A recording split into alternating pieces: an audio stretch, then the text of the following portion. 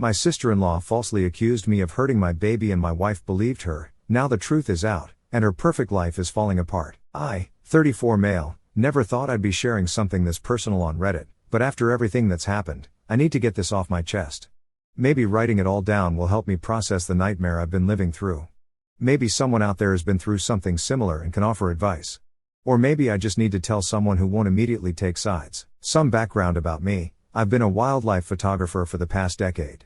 I started right after college, working for local nature magazines before building up enough of a portfolio to land contracts with National Geographic and the Discovery Channel. It's not the most stable career. I'm often away on location for days or weeks at a time, trekking through forests or camping in national parks to get the perfect shot of an elusive species.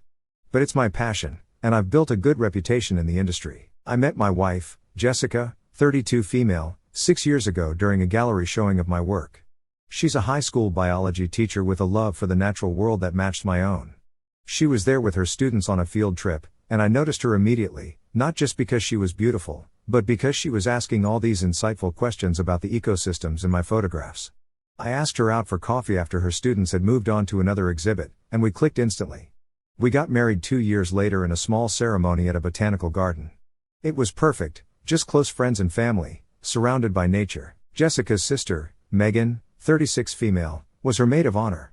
Looking back, I should have noticed the warning signs even then.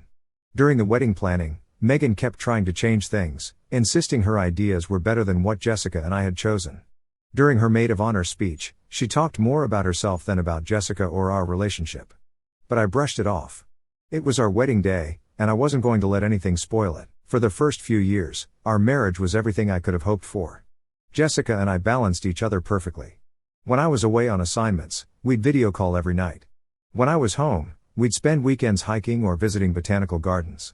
We talked about having kids eventually, but we were enjoying our time together, building our careers and traveling when we could. 3 years into our marriage, Jessica's relationship with her sister started to become more complicated. Megan had gone through a messy divorce after her husband left her for a younger woman at his office. Around the same time, she found out she couldn't have children, a devastating 1-2 punch that sent her into a depression. Jessica, being the caring person she is, spent more and more time with Megan, trying to help her through it. I supported this completely. Family should be there for each other in tough times, but Megan's presence in our lives gradually increased to the point where it felt intrusive. She'd show up unannounced at our house, expecting Jessica to drop everything to comfort her. She'd call in the middle of the night in tears. She'd guilt Jessica if we had plans that didn't include her.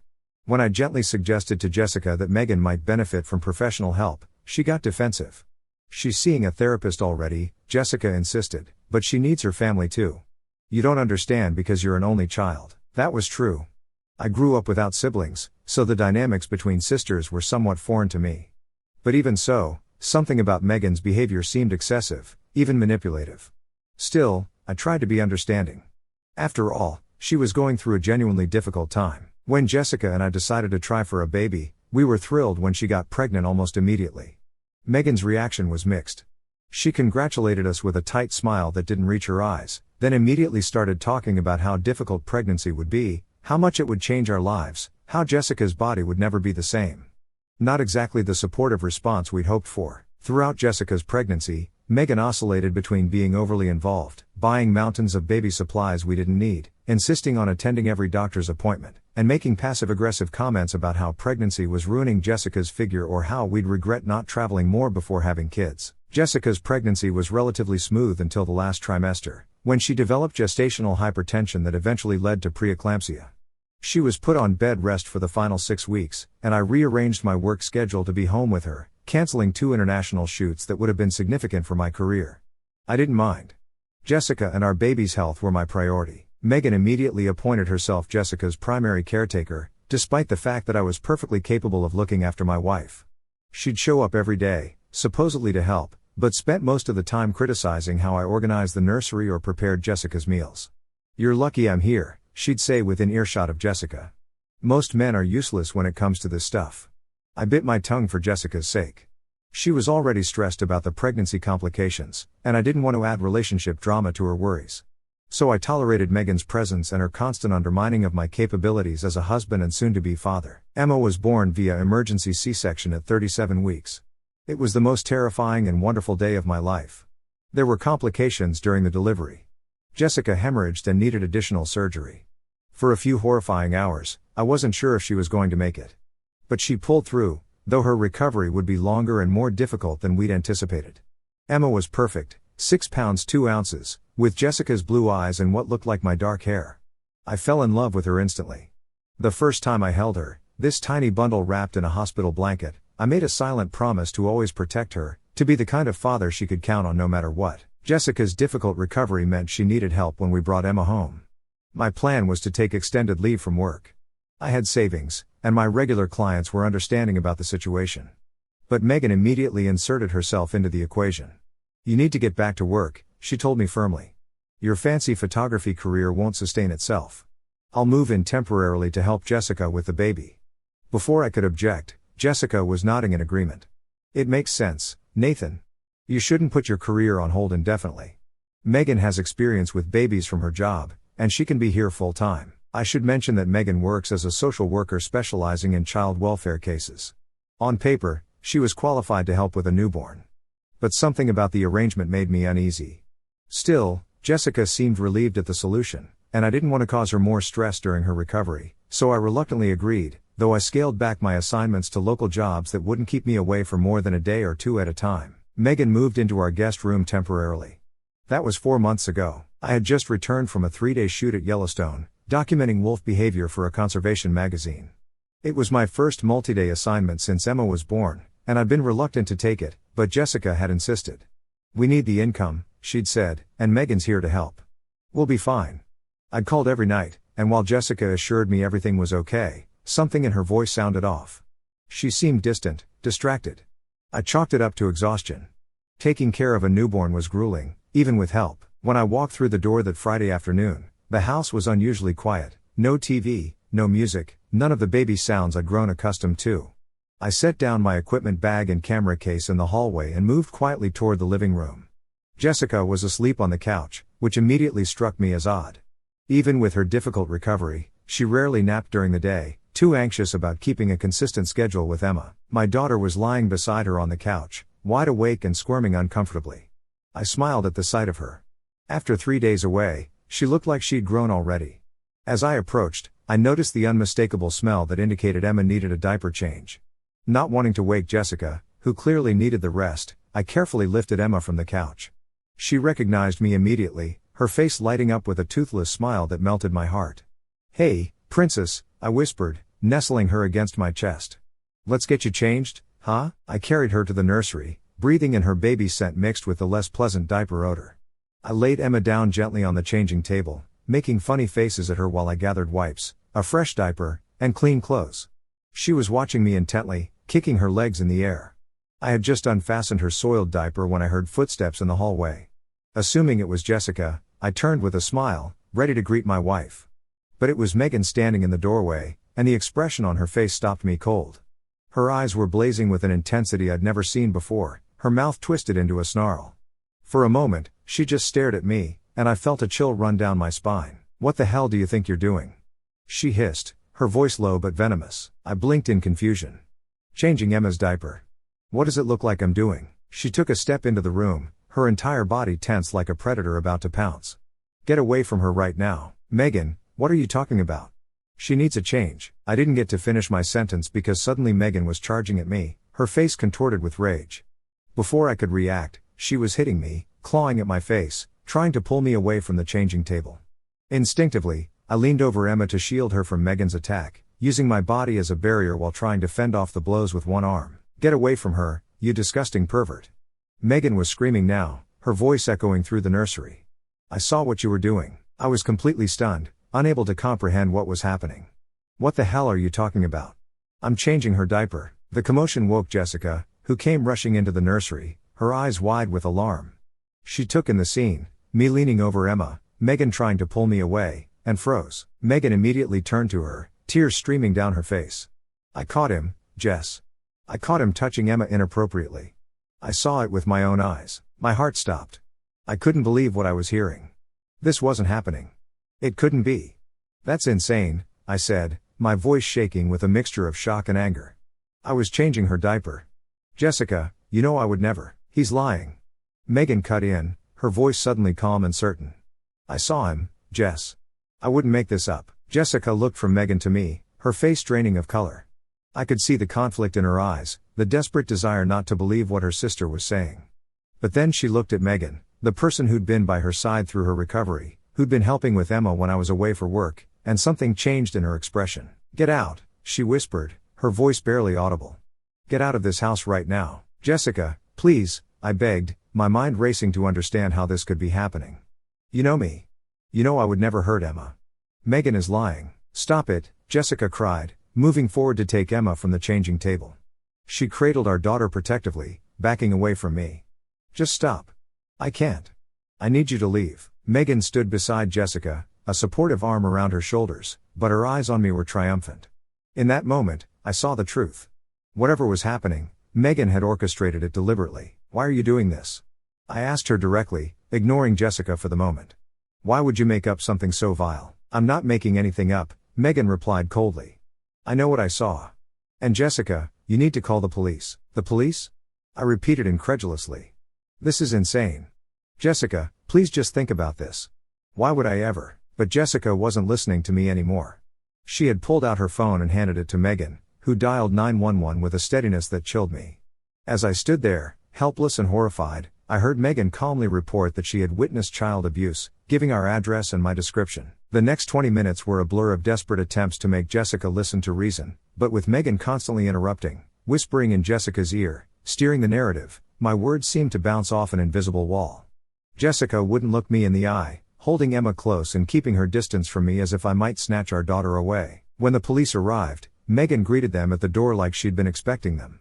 In a clear, composed voice that contrasted sharply with her hysterical attack on me earlier, she told them she had witnessed me inappropriately touching my daughter during a diaper change. She described specific actions with a clinical detachment that made me physically ill. None of it had happened. None of it was true. But she spoke with such conviction, such apparent sincerity. The officers looked at me with barely disguised disgust as they handcuffed me. Jessica stood in the corner of the living room, tears streaming down her face, unable to watch. My last glimpse of my daughter was her tiny face peeking over Jessica's shoulder as I was led out the door of my own home in handcuffs. They put me in a holding cell by myself, which was probably for the best. I'd heard enough stories about what happens to people accused of crimes against children in jail. As I sat on the hard bench, my mind kept replaying the events, trying to make sense of the incomprehensible. Why would Megan do this? Why would she fabricate such a horrific accusation? And Jessica, how could she believe it, even for a second? We'd been together for 6 years. She knew me better than anyone. How could she think I was capable of hurting our daughter? I barely slept that night, my thoughts cycling between confusion, anger, and a gut-wrenching fear that I might never see my daughter again. By morning, I felt hollowed out, numb from the shock of how quickly my life had imploded. A public defender came to see me, a harried-looking woman with too many files under her arm. She told me the preliminary charges and asked for my side of the story. When I explained what had really happened, that I was simply changing my daughter's diaper when my sister-in-law attacked me and made false accusations, she looked skeptical. "Is there anyone who can corroborate your version of events?" she asked. That's when I remembered the cameras. 6 months ago, after a series of break-ins in our neighborhood, I had installed a comprehensive security system throughout our house, including motion-activated cameras in every room except the bathrooms. One of those cameras was mounted on the wall of the nursery, positioned to capture the entire room. "There's a security camera in the nursery," I told her, suddenly hopeful. "It would have recorded everything." The public defender looked surprised but made a note. "I'll have someone check if there is footage. It could be crucial evidence." She left, promising to return once she had more information. I sat back on the bench, a small spark of hope flickering in the darkness. The camera would vindicate me. It had too. Hours passed with excruciating slowness. I was given a tasteless meal that I barely touched, too nauseated with anxiety to eat. Finally, the door to the holding area opened, and the public defender reappeared, this time with a police detective. "We've reviewed the security footage from your home," the detective said without preamble. "Based on what we've seen, we're dropping all charges against you." Relief flooded through me so intensely that I had to sit down again. "The camera caught everything?" The detective nodded grimly. "Everything. It clearly shows you changing your daughter's diaper, nothing more. Then it shows your sister-in-law entering the room and physically assaulting you while you tried to protect the baby. There was absolutely no inappropriate contact." "What about Megan's statement? The detailed description she gave?" "Fabricated," the detective said flatly. We'll be investigating her for filing a false report, among other potential charges. The procedural details of my release passed in a blur. All I could think about was getting home, seeing Emma, making Jessica understand what had really happened. But as I collected my personal belongings and signed the release forms, a cold realization settled over me. Jessica had believed Megan without question. She had looked at me, her husband of 5 years, the father of her child, and seen a monster. How do you come back from that? When the taxi dropped me off at our house, I stood on the sidewalk for a long moment, steeling myself for whatever came next. I used my key to unlock the front door, half expecting Jessica to have changed the locks already. The house was quiet when I entered, but I could hear movement in the kitchen. Taking a deep breath, I walked through the living room and found Megan sitting at our kitchen table, casually scrolling through her phone as if nothing had happened. She looked up when I entered, her eyes widening slightly in surprise before narrowing with contempt. "You should have stayed in jail," she said coolly. I know what I saw. Rage surged through me, hot and consuming. After everything she'd done, she was still sitting in my house, still maintaining her lie. I had to clench my fists to keep from shouting. "The camera saw everything, Megan," I replied, forcing my voice to remain steady.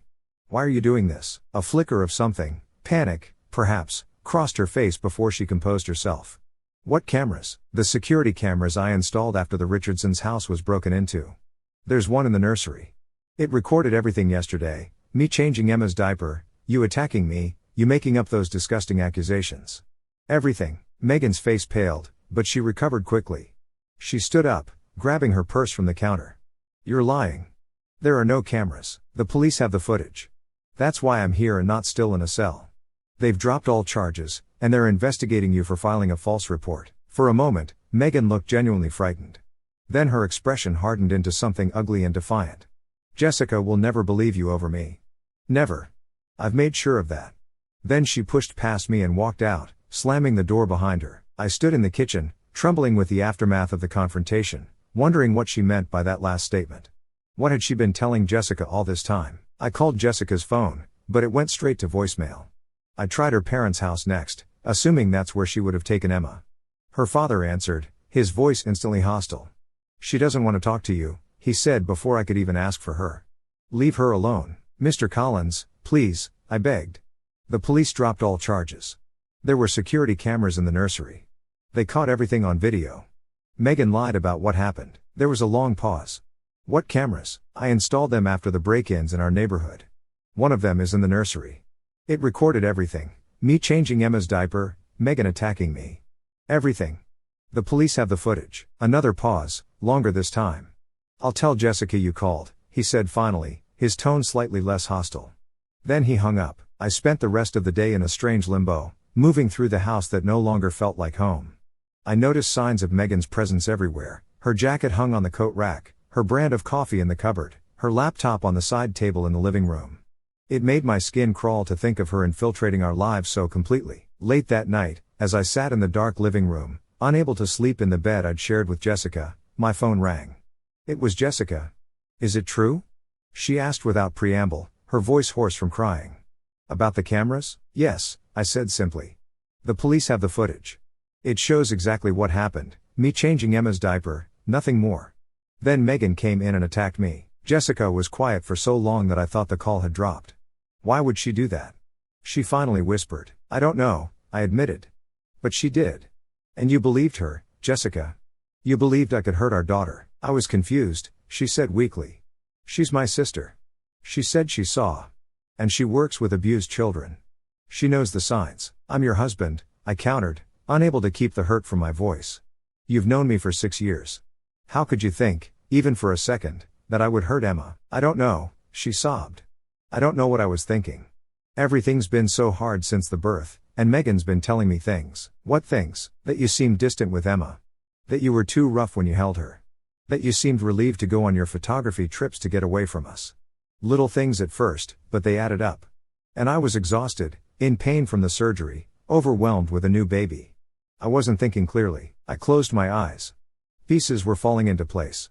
"She's been manipulating you. Nathan, I'm so sorry. I should have trusted you. I should have known." "Where are you?" I interrupted. "At my parents' with Emma." "Is Megan there?" "No. She left a few hours ago, said she needed to get something from our house. That explained her presence in our kitchen earlier." Jessica, I think you should stay there for now, I said carefully. We need to figure this out, but I don't think we should do it with Emma in the middle. Are you? Are you saying you don't want us to come home? Her voice broke on the word home. I'm saying I need time to process all of this. You believed I could hurt our daughter, Jessica. You let the police take me away. That's not something I can just get over overnight. She was crying again, soft broken sobs that once would have compelled me to comfort her. But now I felt a wall between us, built of suspicion and betrayal. I'll call you tomorrow, I said gently. Give Emma a kiss for me. After hanging up, I sat in the darkness for a long time, wondering how we had come to this point and where we could possibly go from here. The next few weeks were a blur of lawyers, custody hearings, and sleepless nights. Jessica filed for divorce 3 days after my arrest, citing concerns for Emma's safety. Despite the police dropping all charges, despite the video evidence, she was still proceeding with the divorce. Her lawyer argued that even though the specific incident had been disproven, there were ongoing concerns about my suitability as a parent. I knew Megan was behind this.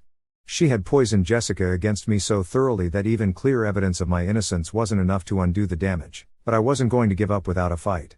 I hired the best family law attorney I could afford, liquidating one of my retirement accounts to cover the retainer. This is one of the most clear-cut cases I've seen, my lawyer, Diana Chen, told me after reviewing the security footage. Your sister-in-law fabricated serious allegations against you, physically assaulted you, and appears to have been manipulating your wife for months. We're going to use every bit of this. Diana was a force of nature in the courtroom, sharp, meticulous, and utterly unintimidated by the tactics of Jessica's lawyer. During the initial custody hearing, she presented not only the security footage from the day of the incident but also earlier clips that showed Megan's increasingly controlling behavior in our home. Notice how Miss Collins positions herself between Mr. Reeves and his daughter whenever he attempts to care for her, Diana pointed out as we watched footage from the week before the incident. Notice how she physically moves his hand away when he tries to feed his daughter. This is a pattern of interference that culminated in her false allegations. But the most revealing moment came during Megan's testimony. Under Diana's skilled questioning, Megan's story began to unravel. First, she claimed she'd seen me touching Emma inappropriately during the diaper change. When pressed on what exactly she had witnessed, she changed her statement, saying she'd only seen me looking at her in a way that made her uncomfortable. When Diana asked her to explain the discrepancy between her initial report to the police and her current testimony, Megan became defensive. I know what I saw, she insisted, her voice rising. I work with abused children. I know the signs. Miss Collins, Diana said calmly, the security footage clearly shows Mr. Reeves changing his daughter's diaper in a completely appropriate manner. It shows you entering the room and immediately attacking him without provocation. Can you explain that? The camera angle must not have caught everything, Megan said, her eyes darting around the courtroom. Or maybe he edited the footage. The footage was retrieved directly by the police from the security system's cloud storage, Diana pointed out. It couldn't have been tampered with. Megan's face flushed with anger. He fooled everyone with his perfect husband act for years. I was the only one who saw through it. I was trying to protect my niece, by fabricating allegations that could have sent an innocent man to prison? Diana asked. By physically attacking him while he was caring for an infant? You don't understand, Megan shouted, losing the composure she'd maintained throughout the hearing. Jessica is my sister. That baby should have been mine. I would have been a better mother than she is, and a better wife to Nathan than she could ever be. The courtroom fell silent. Even Megan seemed shocked by what she had just revealed. Jessica, sitting on the other side of the courtroom, stared at her sister with a stunned expression. The judge cleared his throat. I think we'll take a short recess, he said, his eyes lingering on Megan with clear disapproval. During the break, Jessica approached me for the first time since the incident. She looked terrible, dark circles under her eyes, her skin pale, her hair pulled back in a messy ponytail. Did you hear what she said? Jessica asked, her voice barely above a whisper. I nodded. She's been planning this, Jessica. She wanted to take my place in your life, in Emma's life. Jessica's eyes filled with tears. I should have seen it. All those little comments, the way she tried to take over everything with Emma. I thought she was just being helpful because of my recovery, but she was. She was trying to replace me. Before I could respond, the bailiff called us back into the courtroom. The judge's decision was swift and decisive. He granted me temporary full custody of Emma, with Jessica allowed supervised visitation until a final determination could be made. He also issued a restraining order against Megan, barring her from coming near me, Emma, or our home. As we left the courtroom, I caught a glimpse of Megan's face. The look she gave me was pure hatred, a promise that this wasn't over. But for the first time since this nightmare began, I felt like I could breathe again.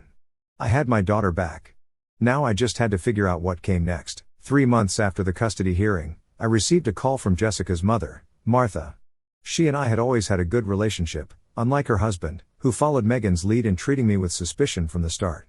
"Nathan," Martha said, her voice tight with emotion, "you need to come over. There's something you should hear." When I arrived at their house, Martha led me to the kitchen, where Jessica was sitting, her eyes red and swollen from crying. She looked up when I entered but quickly looked away, as if unable to meet my gaze. "Tell him," Martha said gently, placing a hand on Jessica's shoulder. Jessica took a shaky breath. "Megan admitted she lied," she whispered, staring down at the table.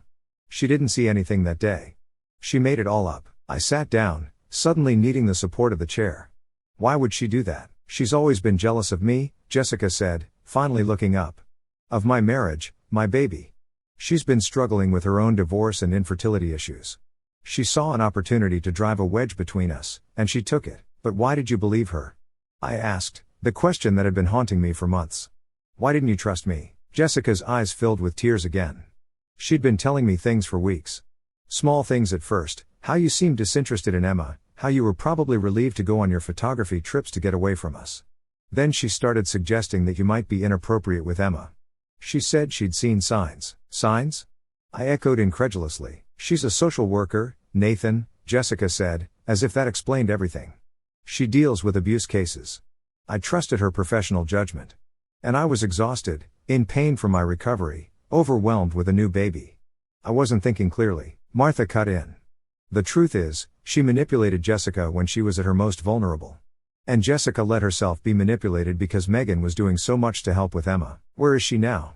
I asked. "Gone," Martha said firmly. "We told her to leave and not come back after she admitted the truth." The full story emerged gradually over the next hour. Megan had been harboring resentment toward Jessica for years, jealous of her relatively easy path through life while Megan struggled with relationships, then infertility, then her divorce. When Jessica had Emma, that resentment crystallized into a toxic obsession. Megan had moved in with the deliberate intention of driving a wedge between Jessica and me. She'd been systematically undermining Jessica's confidence in me as a father, planting seeds of doubt, suggesting that my frequent work trips were a sign I didn't want to be involved in Emma's life. She'd been positioning herself as the more capable caretaker, the one who truly understood Jessica's needs and Emma's. The final piece of the puzzle fell into place when Jessica showed me what she'd found while cleaning the guest room after Megan left, a journal in which Megan had detailed her plan to save Jessica and Emma from me, gradually turning Jessica against me and ultimately taking my place in their lives. She wrote about how she'd be a better mother to Emma than either of us, Jessica said, her voice hollow with disbelief. How she'd raise her as her own once I saw the truth about you. The journal also revealed that Megan had been deliberately interfering with Jessica's recovery, secretly adjusting her medication dosage to keep her slightly foggy and more susceptible to suggestion. She'd been isolating Jessica from friends who might have provided a reality check, screening her calls and convincing her she was too tired for visitors. "I can't believe I didn't see what she was doing," Jessica said, burying her face in her hands. "I feel like such a fool." "She's manipulative," I said softly. "And you were vulnerable, a difficult birth, pain medication, sleep deprivation. It's no wonder you were susceptible." The truth was finally out, but that didn't erase the damage that had been done. Jessica had doubted me at the most fundamental level, had believed I could harm our child. The trust that forms the foundation of any marriage had been shattered. Could we rebuild it? Did I even want to try? As I drove home that evening, Emma asleep in her car seat, I had more questions than answers. But one thing was clear, Megan's toxic presence in our lives was at an end. Now we had to pick up the pieces and decide what came next. A week after my conversation with Jessica and Martha, I received a call from an unknown number. Curious, I answered. "Nathan," the voice on the other end was unmistakable, though it lacked the confidence I was accustomed to hearing. "It's Megan." My first instinct was to hang up, but something made me stay on the line. "What do you want?" "Please, you have to help me," she said, her voice breaking. "Someone sent the security video to the Department of Children and Family Services. They're investigating me at work. I could lose my license, my job, everything." I sat down slowly, a strange calmness settling over me. "And why would I help you?" "Look, I know I made a mistake." "A mistake?" I cut her off, my voice dangerously quiet. "You accused me of sexually assaulting my daughter. You tried to have me imprisoned. You manipulated my wife during her recovery from major surgery. You plotted to take my place in my family. That's not a mistake, Megan. That's a calculated campaign of destruction." I wasn't thinking clearly, she pleaded. After my divorce, the infertility diagnosis, I was in a bad place mentally. I need you to tell them that, to explain that I wasn't myself. The video speaks for itself, I said flatly. It shows exactly who you are. Nathan, please, she sobbed. I'll do anything. I'll write a formal confession. I'll tell everyone the truth. I'll apologize publicly. Just please don't let them destroy my career. It's all I have left. The desperation in her voice was almost satisfying after everything she'd put me through. Who sent the video? I asked, though I had my suspicions. There was a pause. Jessica, she admitted reluctantly. She sent it to my supervisor with a detailed account of everything I did. That surprised me. Jessica hadn't mentioned taking any action against her sister. Jessica did that? Yes, Megan said, a hint of her old bitterness creeping back into her voice. My own sister, after everything I did for her. Everything you did to her, you mean, I corrected. You took advantage of her when she was at her most vulnerable. You tried to steal her child and her husband. I would have been better for both of you. Megan suddenly exploded, the facade of remorse cracking. Jessica was always the golden child, always got everything handed to her, a perfect husband, a beautiful baby. It should have been me. I deserved that life more than she did. The raw envy in her voice chilled me. This wasn't just someone who had made poor choices in a moment of weakness. This was someone consumed by jealousy to the point of delusion. Goodbye, Megan, I said quietly. Wait, Nathan, don't hang up. Please, I'm sorry. I didn't mean that. I'm just stressed about the investigation. Please, I need your help. They're talking about criminal charges for filing a false report. I could go to jail. Like you were willing to let me go to jail? I asked, the memory of that night in the cell still vivid. Karma's a bitch, isn't it? I hung up without waiting for her response. My hands were shaking, but not from anger. There was a strange sense of closure in hearing her desperation, in knowing that she was facing consequences for her actions. Later that day, Jessica called to tell me she'd received a similar desperate call from Megan. She wanted me to retract my statement to her supervisor, Jessica said. To say I sent the video in the heat of anger but that I didn't really believe she'd done anything wrong. What did you say? I told her I couldn't lie for her. That she needs to face the consequences of what she did. Jessica's voice was steady, resolute in a way I hadn't heard since before Emma was born. She tried to destroy our family, Nathan. She tried to take Emma away from you. I can't forgive that. A week later, I learned through mutual connections that Megan had been suspended from her job pending a full investigation. The state licensing board was reviewing her past cases for signs of similar misconduct, and the district attorney was considering filing criminal charges for filing a false police report. Karma, it seemed, had finally caught up with Megan. After much deliberation and several sessions with a family therapist, Jessica and I decided to attempt reconciliation, but on my terms. We've been in intensive couples therapy for the past 5 months, working through the trauma of what happened and trying to rebuild the foundation of our relationship. It hasn't been easy. There have been sessions where old wounds reopened, where we both left feeling raw and uncertain. But there have also been breakthroughs, moments of genuine understanding and forgiveness that I couldn't have imagined in those early days after the accusation. Jessica returned to teaching part-time, which has been good for her sense of identity beyond being Emma's mother. As for me, I've been focusing on my photography career and recently landed a contract for a book of wildlife images that will keep me close to home for the next year. Jessica moved back into our home 3 months ago, though we're still sleeping in separate rooms. We're taking things slowly, rebuilding trust day by day. Some nights we sit on the porch swing after Emma is asleep, talking about our day or sometimes just sitting in comfortable silence. It's not the easy intimacy we once had, but it's something new, and perhaps, eventually, something stronger. As for Megan, karma hit her hard. She lost her job and her social work license. The investigation into her conduct revealed that this wasn't the first time she'd made questionable accusations in her professional capacity. Several of her past cases are now under review, potentially affecting the lives of many families who were separated based on her assessments. She's facing criminal charges for filing a false report and potentially civil damages from me. My lawyer is handling that. Her reputation in the professional community is destroyed, and most of her former colleagues want nothing to do with her. The most satisfying moment came last month when Jessica and I were at the courthouse for a hearing related to Megan's case. Megan saw us walking in together, Jessica's hand in mine, and she completely broke down in the hallway.